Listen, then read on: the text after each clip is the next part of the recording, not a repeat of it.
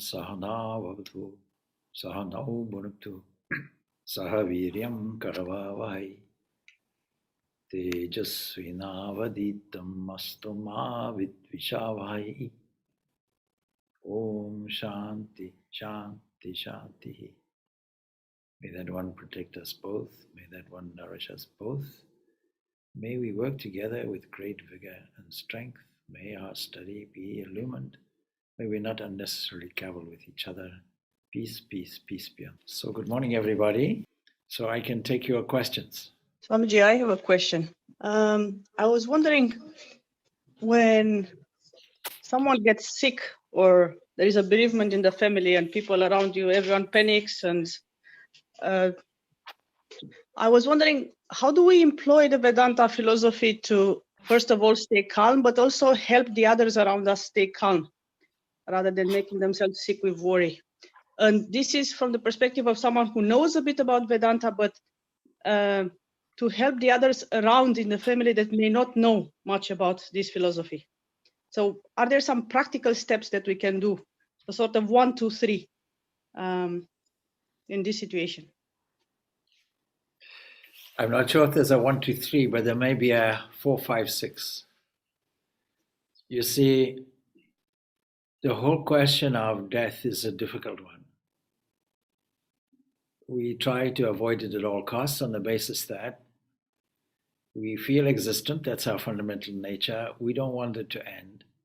And it's always a mystery. So from early times, people have had rituals connected with this event and have wonder about it. Even the ancient monument that we have in Newgrange here in Dublin, 5,000 years old, seems to be concerned with the fact that the sun rises, it moves across the sky as it were, and it sets, but it reincarnates the next morning. So it's always been a mystery what happens to the beloved ones. In Africa, the whole religion really is spiritism. Any event, auspicious or otherwise, is due to ancestral spirits. So naturally, nobody likes to face death, but death, of course, is theoretically more difficult for the person who's dying. The person who is watching or the family around the dying person is losing one person. But the person who's dying is losing their bank account, their family, their home, the world that is familiar to them, everything. And so the whole question of bereavement is a pertinent one. And regardless of Vedanta, which deals with the whole subject profoundly, the human aspect of it has to be dealt with. One of the great experts on this, if not the great expert, was Elizabeth Kubler-Ross, a medical doctor, who made a study of the various stages of bereavement. Bereavement applying not only to the person who's dying, but also to those around that person. To the person who's dying, it's not a tragedy. The person who's dying is simply making a peaceful transition that we all make every night. Every night we have a dress rehearsal for death. We vacate our human personality with our familiar world, and we drift off into a number of stages, and we don't require a passport to do that. So we go across from this familiar working, waking world and drift off into a wonderful world where we can live for 1,000 years. And there doesn't seem to be a passport going across. There's no customs and immigration control. And then from there, we go into a complete state of peace. The whole universe is doing this, according to Vedanta. But the whole universe is also never ending. This life too is never ending. So we could take comfort from that. Now, a question I'm often asked is, a dear one, a beloved, has died, and you see we couch the language as passed away. We kind of avoid the issue. We dress it up a little bit. No doubt people are suffering. Our compassion is for those left behind. It's no good telling people about the Vedanta philosophy in this case. We have to employ our human compassion. Even if we are well established in the idea of immortality, still we have to deal with this on the human level and be compassionate to those who are suffering. Listening is a very important skill, number one. We want in threes, number one, we have the capacity to listen and we have to employ it.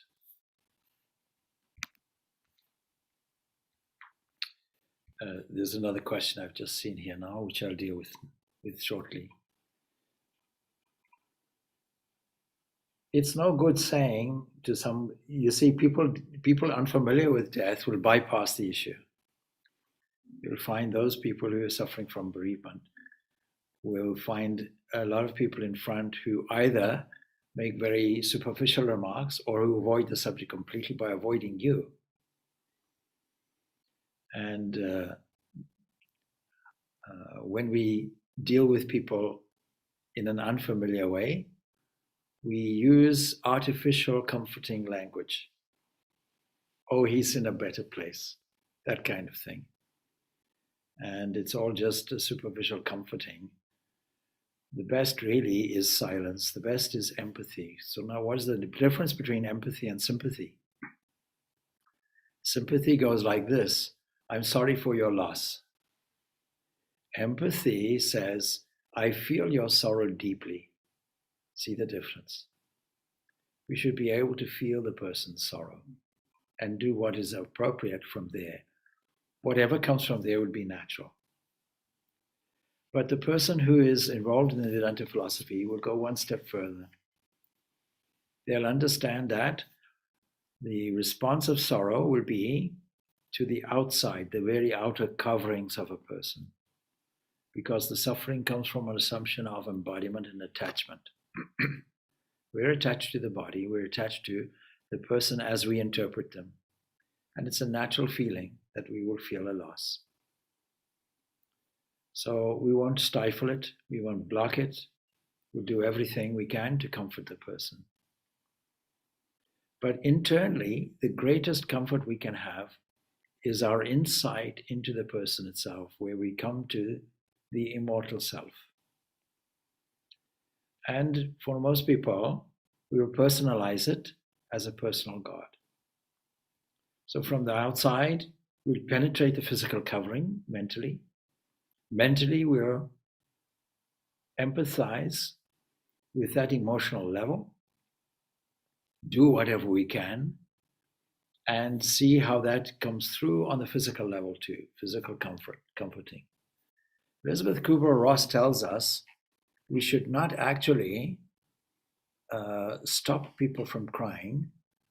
There are, as a way of comforting people, such as physical touch, which actually might serve to convey a wish, please stop crying. That's the last thing we should do. Please let it all come out. All the emotions should come out. Let it be released. If you stifle it inside, you'll get a heart attack. That's why men who are taught not to cry will get heart attacks. Women will naturally express themselves. In Africa, there's a wonderful culture that when there is a bereavement in the family, all the women come round and they weep and they cry for 3-4 days. You have professional mourners who come just to release all that emotion and feeling. But afterwards, and so that's therapeutic, no doubt. But the feeling of loss will not go away, of course. So there has to be some solid philosophy behind it. From your point of view, if you have the solid philosophy, you will have a fearlessness about it. You will know there is no such thing as death. Death doesn't happen. You can't find any example of death. You can find examples of transformation, but you won't find examples of any finality anywhere. What are all the Upanishads telling us? What is the Vedanta philosophy telling us? Your fundamental nature is immortal. And when you see that in others, it has a transforming effect. So I tell a story, which I always tell. So you may well be tired of it. You see, a person like Jesus had a different wiring. He had a different look, different way of seeing things. A blind man comes to him. He doesn't see a blind man. With penetrating vision, he goes through all the layers, what the Taittiriya Upanishad calls kosha. Anamaya kosha, made from food. This is the outer covering. Manomaya kosha, the mental field. And so it goes on. See? Until finally you get to that entity that never changes. We can't do it all of a sudden. When somebody dies, let's take up the practice. We have to make it a lifelong practice. The lifelong practice tells us, through various approaches, that there are 3 states of consciousness, not just the waking. When the waking state goes, we call this death. Don't make the mistake to think that the waking state of consciousness is the only state. There's a dream state also, where you can be a king with a queen and a palace and live for 1,000 years, Shankaracharya's example. Or you can go further and you can say there is some peace which is there with no duality whatsoever. Normally I have a board behind me, and I'll show 3 circles, showing the 3 states of consciousness that rotate. Our difficulty is we pay undue validity for the waking state, undue attention to it. We endorse it, put a stamp on it, and it's only valid for passport purposes. And my identity is only valid for passport purposes. My true identity is this Lord of the universe, this internal entity that never shifts and changes. If I can access that, all the other things will change. If I can see when somebody says somebody is dead, and my vision says, no, he but sleepeth. This is Jesus. Then he wakes up. Oh, you can imagine the scene. If you had been here, he would not have died. The Lord's point of view is, no, he but sleepeth. And immediately Lazarus wakes up. You can imagine the confusion that would have taken place. You can imagine how a person wrapped in the various clothes, various binding, I should say, that corpses were wound in. And maybe he was dead for 3 days, they said. So his body must have been smelling a little. And this corpse gets up, starts unwinding all the bandages. The only person not surprised is Jesus. He but sleepeth. So while other people may not have this Vedantic vision, our role, if we understand the philosophy solidly, understand the 3 states of consciousness, understand all the principles contained in the Upanishads, which are aimed at only one thing, immortality. Immortality, removal of grief. So Krishna says, you see, the wise grieve neither for the living nor the dead. Now, if you go to a bereavement counselor and state that, they'll be astonished. You're supposed to not know that. You're supposed to take measures to overcome bereavement. But then you see who is wise. No one is wise. The wise grieve neither for the living and the dead. So become wise first in order to overcome their grief. That wisdom has to be cultivated. A penetrating vision has to be there with all the resources of your imagination to see the Lord of the universe dressed up there with several dresses on. You can call it undergarment of the mental field, the mental kosha, comprising of intellect and mind. And then we find the ego of the waking state. That is concerned mainly with this food covering, this Annamaya Kosha, this sheath made from material, organic stuff, replicated in an organic way. And it becomes food for other things also. It becomes food for other creatures. You put this body in the ground, it becomes nice food and life-giving substance for maggots and worms. And so the cycle continues. So if we get more than the body, if we read more than that when we see a person, if we see the answer to the question, what is life? The eyes shine. What makes the eyes shine? It's simply something internal, some light that makes it shine. So that internal light, that internal sun, which is there, we have to have a penetrating vision and catch it. To do that, we have to rehearse it. Day and night, we have to rehearse it. Every person is an opportunity to see it. Every person presented in a scene is an opportunity to see it. Every event is an opportunity to see it. Every scene is an opportunity to see it. We have to take the mind and tune into it constantly, using the framework of time and space to do it. The useful framework so that we can do things in units of seconds.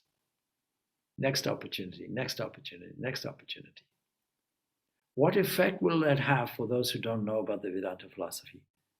It'll have a transforming effect because all your thoughts come through in the whole mental and physical magnetic field.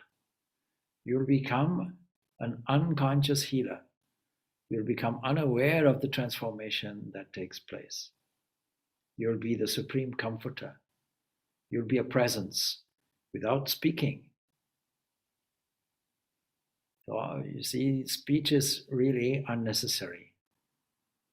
Theoretically, it's unnecessary because speech is just an expression of thought. And thought is a universal thing. If you think you're an individual, embodied in a separate way, not tuned into a cosmic mind, then, of course, dealing with others in designed ways will be necessary. But if you deal with some totality, if you have a penetrating vision and see that one entity pouring through all these limbs, all these scenes, all these events, all these fragments, fragmenting itself as it were, something like that, rehearse it. And rehearse it in moments where the mind is not particularly occupied. At those moments, bring up these thoughts. When you are walking, bring up these thoughts. When you're working, bring up these thoughts. When you're driving, bring up these thoughts. At every opportunity, rehearse. And understand that all these three states of consciousness are a rehearsal for this event.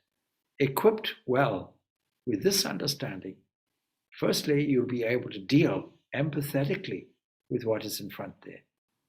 Secondly, you'll be able to see it for what it is, a play which runs in a series of beginning, middle, and end. Birth, life, death. And don't think the performance is ended, because the performance is going on at the theater all year round. There's no end to it. You position yourself in the play. You can position yourself as a witness of it. Or you can leave the theater itself. It's entirely up to the way you think. Then, of course, if somebody asks, so let's review. First principle, empathy. Second principle, be established in your own philosophy so that has a penetrating effect for the other person without saying anything. And thirdly, you can give words of comfort based on the philosophy without blatantly explaining the philosophy like a lecture. So if you ask, where has the person gone? My standard reply is, I don't know. But I know they're in a better place. That is factually correct. And then the Vedanta philosophy has a very clear outline of what happens beyond death, so-called death. Well, what happens is the continuation of life happens. Those who have led a good life, a moral life, not necessarily an outstandingly spiritual life, but nevertheless, they're good people. They will have accumulated through their thoughts and actions the effects of it, the fruits of it. And we are told that they go on to a realm where they will enjoy these fruits. But the ultimate, of course, is not these fruits. The ultimate is freedom. You won't accrue any more karma in these realms. And ultimately, we all have to come back as humans in order to continue the journey. It's a journey. And the fact that the car breaks down on the journey shouldn't mean that we stop the journey. We continue the journey. This question of reincarnation came up a few days ago. But why do we believe in this? First of all, every cell of the body reincarnates. Every 7 years, your whole body has reincarnated. It's a different body. All the cells have been renewed and replaced. A major overhaul has been produced. You didn't have to go to the Apple shop to do it. The whole computer was reserviced automatically. There's an inbuilt system that does it to allow you to carry forward. Then with this earth car, what will you do? You'll travel nicely with it. You'll enjoy all the experiences on the journey. You'll do something useful. Useful means doing something for others. Selflessly doing it. The spirit of generosity, do it.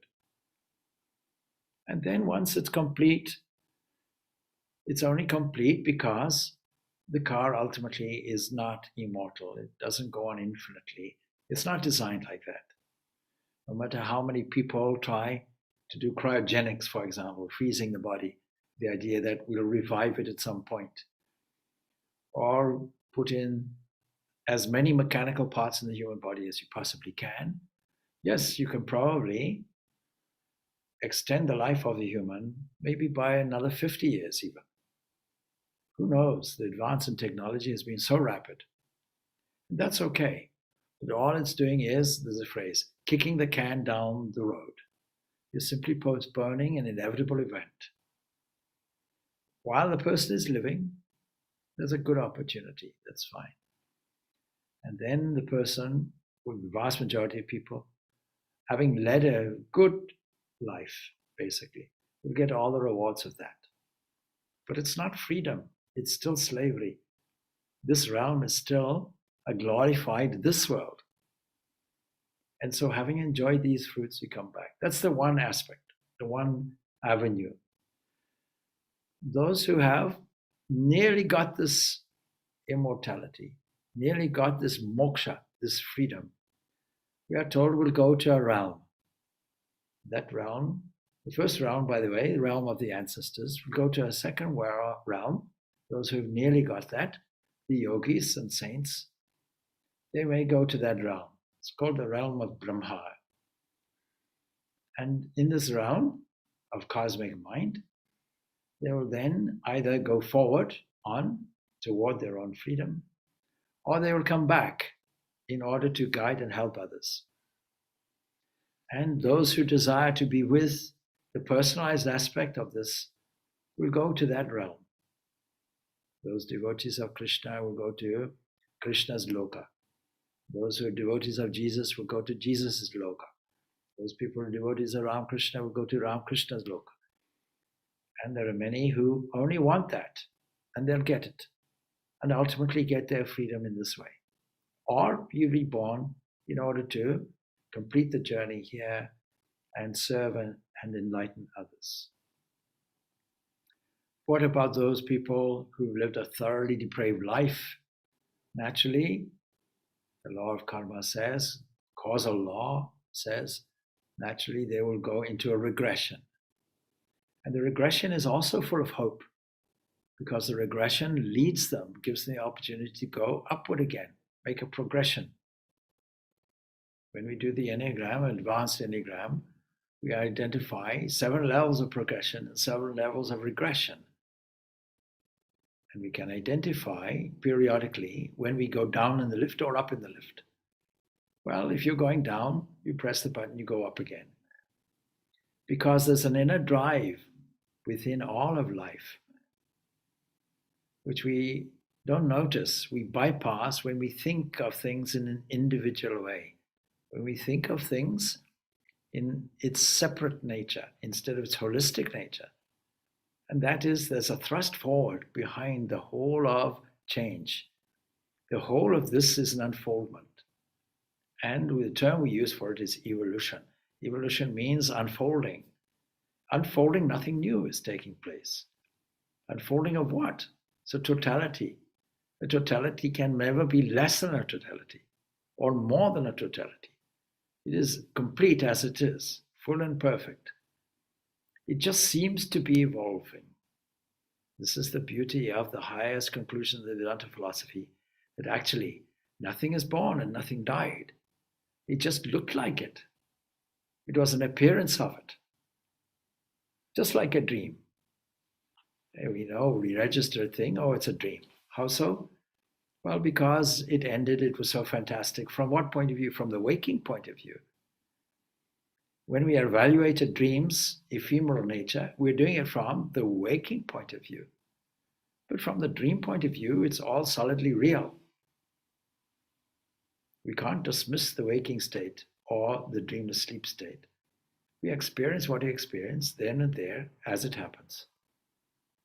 Knowing all of these things and convincing ourselves by repetition of the principles, we can be fearless about this so-called death, knowing it's not our enemy, it's actually our friend.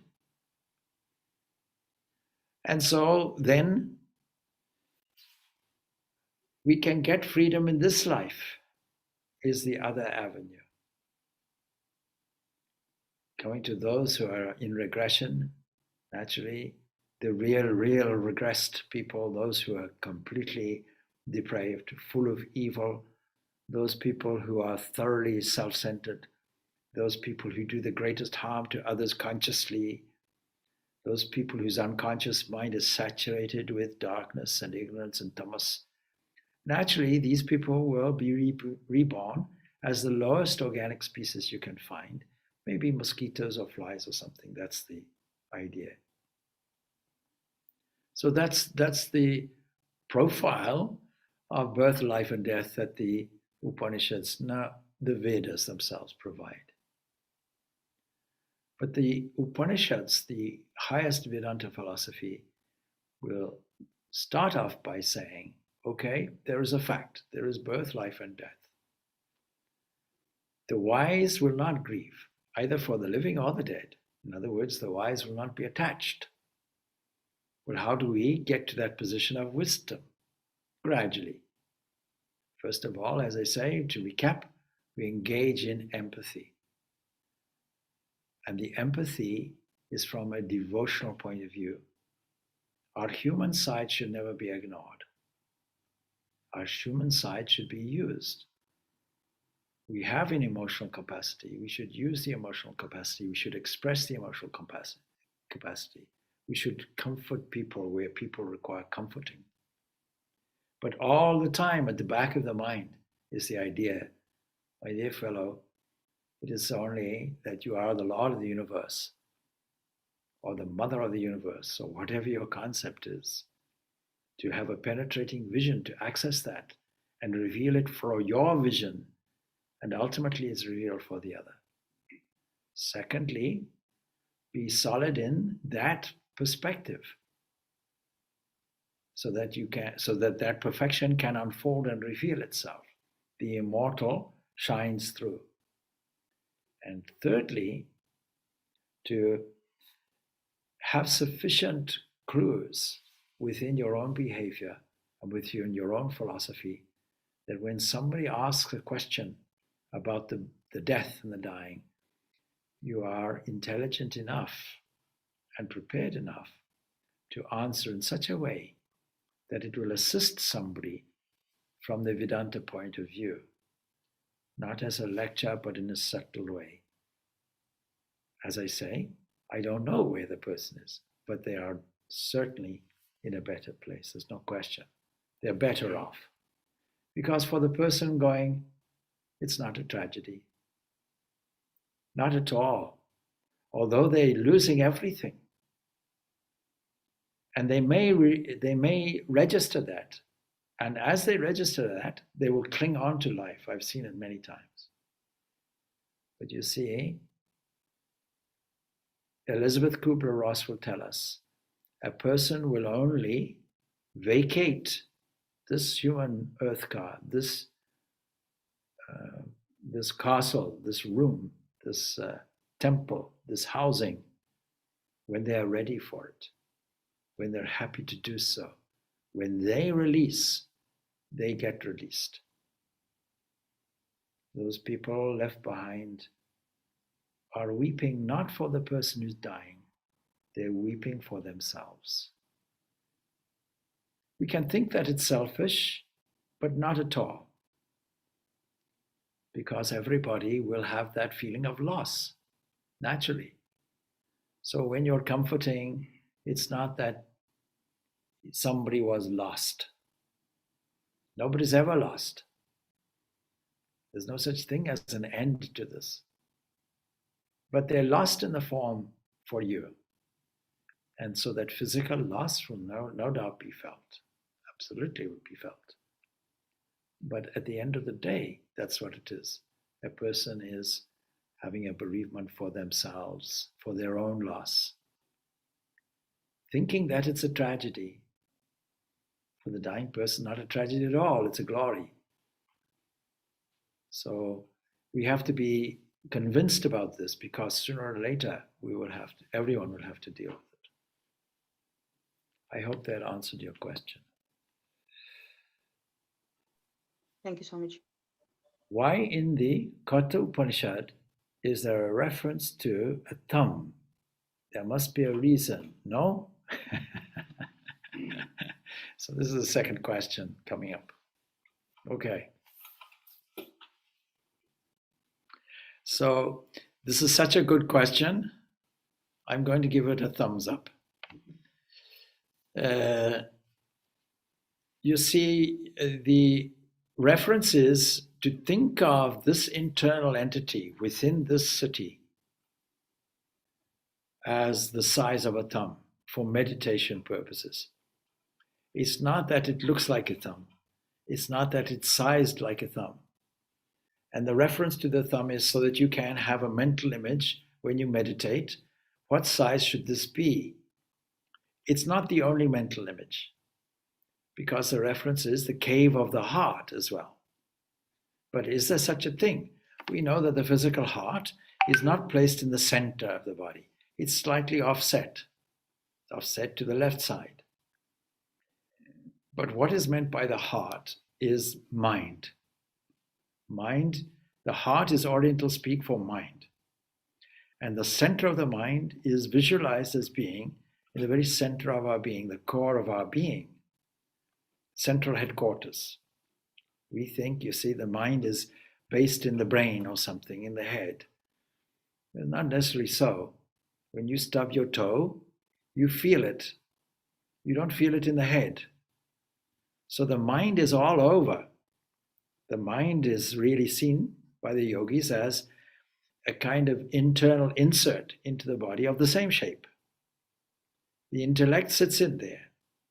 And as we go in, we can visualize smaller and smaller internal areas. The smallest of all will be a small shrine. We can call this the heart. And inside there, this glorious self-Atman is there, of the size of a thumb for visualization purposes. So that we can now have an object for concentration. And then we can add to it, not only the size of the thumb, but what is the size of the thumb? Think of it as a light. Think that within that light is a point of light, something like an internal sun, but more brilliant. And think that within that it is made from pure consciousness. And think that that pure consciousness manifests itself as intelligence. It radiates as intelligence. Think that radiates as love. The the emotional heart. Think that it radiates as life. So it all comes from there. Existence, pure existence, means that we register something's living, something is alive, life is there.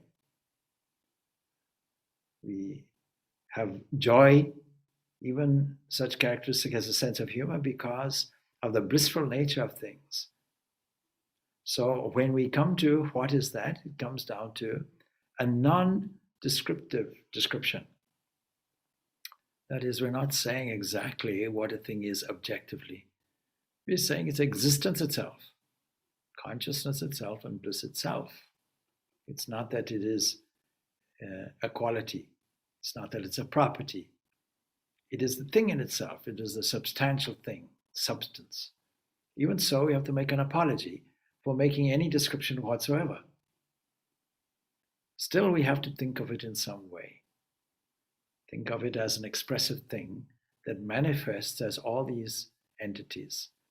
And all these entities are appearing entities, something like a dream, something like a mirage. So the highest answer to the question about death is, well, there's no such thing.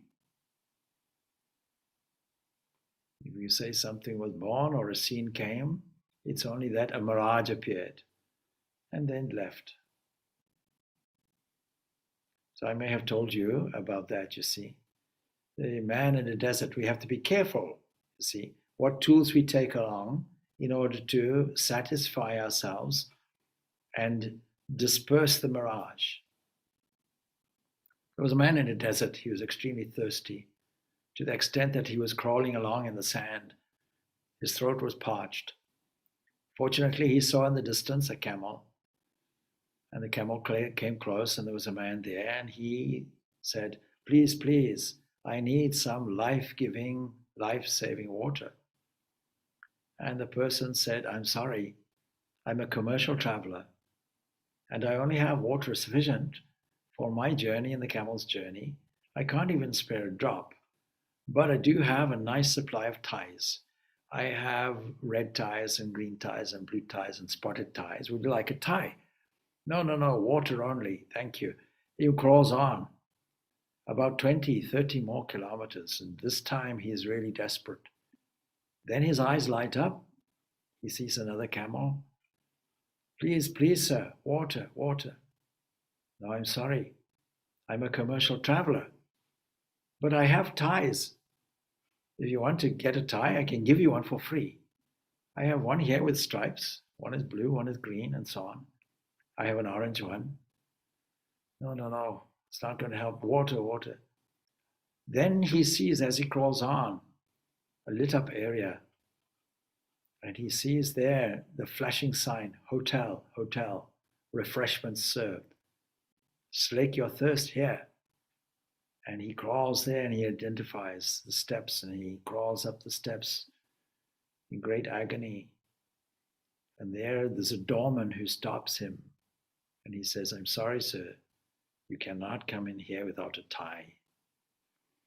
So you see, we have to be careful about what we accumulate, and we have to take advantage of all the things that are freely offered to us on the journey.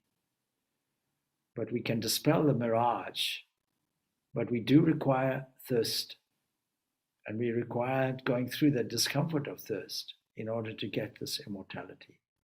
So anyway, the size of a thumb is just an arbitrary dimension given just to assist us in concentration. And it means it is subtle. That's what it means. Extremely subtle. I hope I answered your question. Yeah.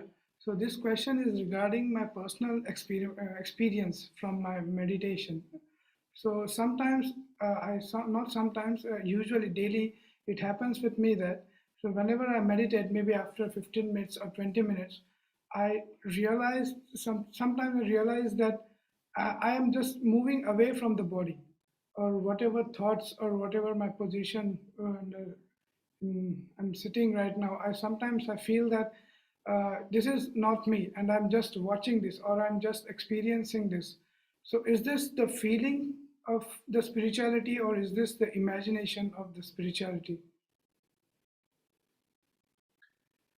So sometimes imagination and reality are the same thing.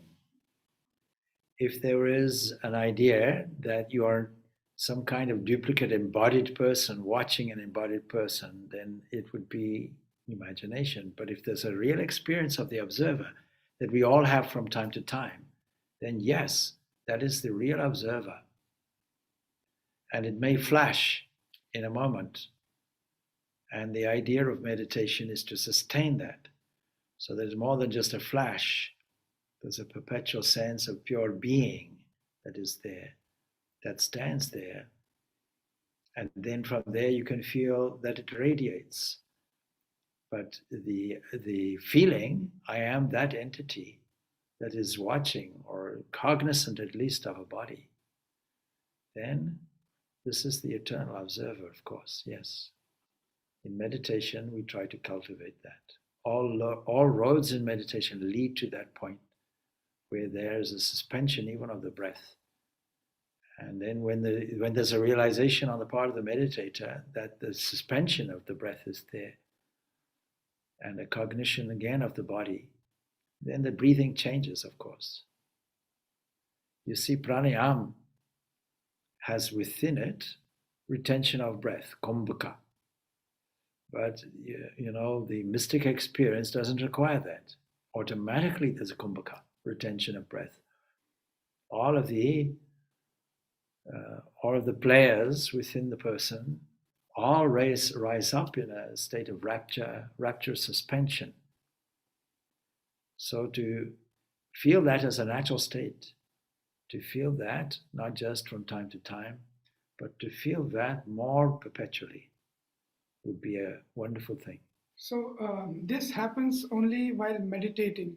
So in the whole day, I try to get that feeling again and again, but it never comes. So why it is only that while meditating, I could feel that? Because when you're working and carrying boxes and, everybody is working and the mind is occupied there, so naturally the attention will move away from that central point.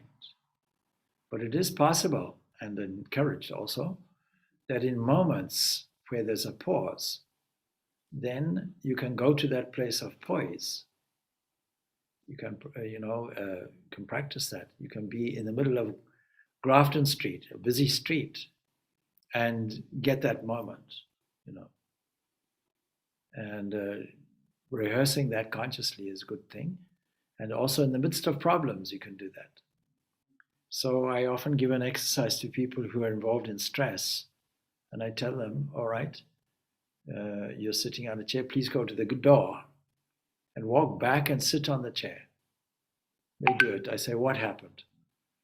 I walked through the door, I walked across the floor and sat on the chair. All right, now close your eyes and do it again, mentally. Somebody with your name, see, you're disembodying. Somebody with your name is walking through the door, walking across the floor and sitting on the chair. How do you feel? Oh, all my stress went. The minute you go into a disembodied state, then all that stress goes. See, the person becomes immediately calm. So that's it. And I think we have to cultivate that. We have to learn from the heart. The heart doesn't go on holiday.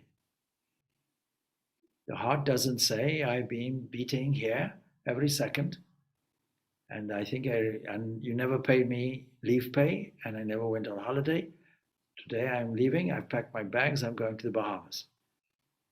Good luck. Never says like that. So what is the secret? How does it go on? It knows how to beat and rest. Tuck, tuck, rest. Tuck, tuck, rest. We have to structure our day in such a way that we are moving, working, say, being active and resting.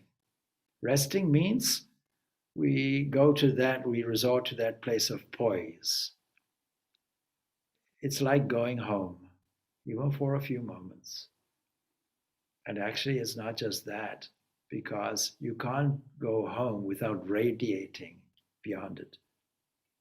You can't be a sun unless you radiate, isn't it?